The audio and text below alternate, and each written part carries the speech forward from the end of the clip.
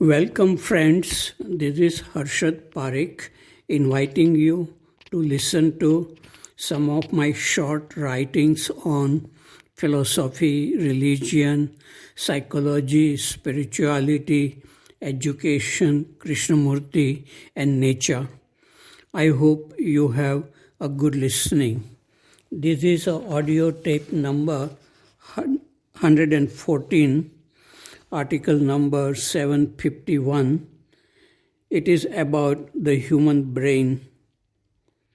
The brains of people in the modern world have become highly active. They are searching for happiness in activities and pleasures. They are not able to sit quietly by themselves and generate happiness within themselves. Life becomes very complicated when there is no clarity and peace within. The human brain is still evolving to a state of higher consciousness. But for this to happen, people need to live in healthy inner and outer environment. Otherwise, there will be more suffering for people. Article number 752. It is about teasing. I was teaching mathematics to class 7 students at Rajghat Basin School in the year 1983 and 1984. In this class, one boy had a habit of teasing one girl for fun. But it was not fun for the girl. She would cry and complain to me. I would tell the boy not to tease her. A boy teases a girl when there is insensitivity and lack of creative happiness in his life. And I would also tell the girl to ignore him and not cry. The girl was punishing herself by taking the teasing seriously. This incident reminds me of a lovely song from old Hindi film Seema. बात बात में रूठो ना, अपने आप को लूटो ना, ये रंग बदलती दुनिया है, तकदीर से अपनी रूठो ना. It means, do not get upset about minor problems like teasing or criticism. It also says that the world is beautiful. Do not deprive yourself of happiness. Happiness and unhappiness come in life. We have to live in this world. A bright new morning comes after darkness of night. If you cry, you will have to cry alone. If you laugh, the world will laugh with you. This was an excellent film with great songs, and the actress Nutan got an award for the Best Actress of the year 1955. Article number 753. It is imagination and reality. Is it possible to live in such a way that our head is in the highest sky of imagination and feet are on the solid ground of reality? Article number 754. It's about sex and marriage. Today is Sunday. This morning, up on the hill, there was coolness in bright sunlight. The whole valley was enchanting. I was sitting with my eyes closed, dreaming about Tagore, Gandhiji, Krishnamurti, and people I love. I heard a fluttering sound. When I opened my eyes, I saw a large group of blue doves flying speedily. I said spontaneously, "Come here, my dear." It was a feeling, not thinking. I followed their flight until they disappeared. Yesterday evening, I Dr. Kumar Swami and Srinivas Cadbury went up a hill near the signpost.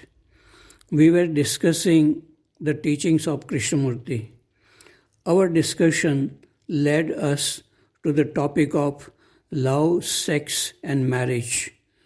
Srinivas is trying to understand and solve his deeper problems by talking about his experiences, sexual desires, fears, dreams, etc.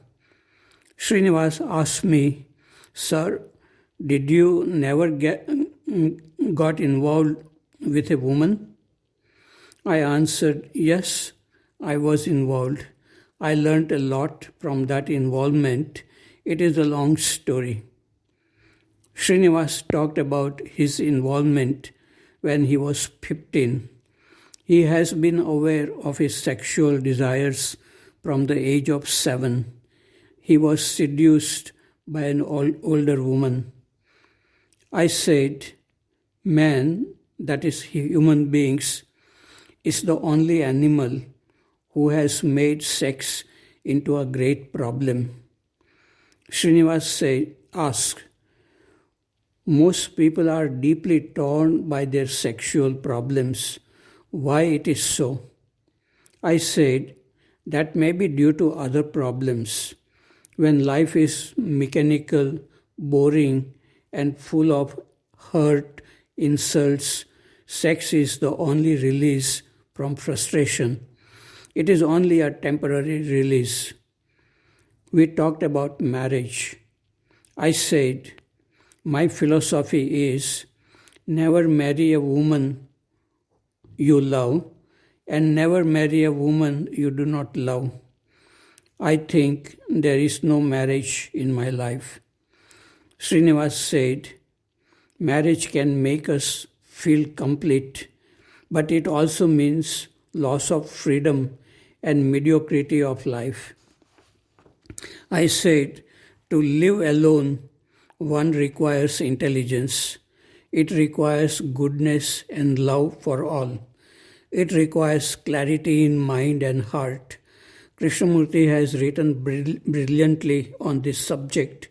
He says that a single life without intelligence and love encourages sluggishness, isolation, and frustration. This was written in my diary dated July 25, 1982 in Rishi Valley. Article number 755. It is about self-image. If you post a photograph of your own face on Facebook and not many people like it, do not feel bad. It just means that you are more beautiful than your photograph. But of course, we human beings can never be more beautiful than trees, flowers, and other simpler forms of life which live without a sense of ego. Buddha was beautiful every day as he lived in harmony with nature and freedom from the self. When we begin to sense beauty within, we also sense it in things and life around us.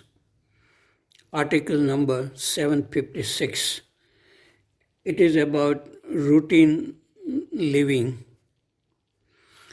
Last night I talked with some boys of class 9 and 10 in their hostel about Krishnamurti's teachings on the art of looking, listening, living. Also spoke about nature and songs related to nature. They listened quietly, but they looked tired. Probably that is due to too much activities during the day and not having enough rest during the day. Also, the academic pressure builds up at this level. If there is no relaxation and enjoyment in living, life becomes a mechanical routine. The situation in city schools may be even worse. This was written in Rishi Valley some years ago. Article number 757. It is about oneness, idea or reality. Many people interested in the non-duality philosophy of Vedanta or Upanishads.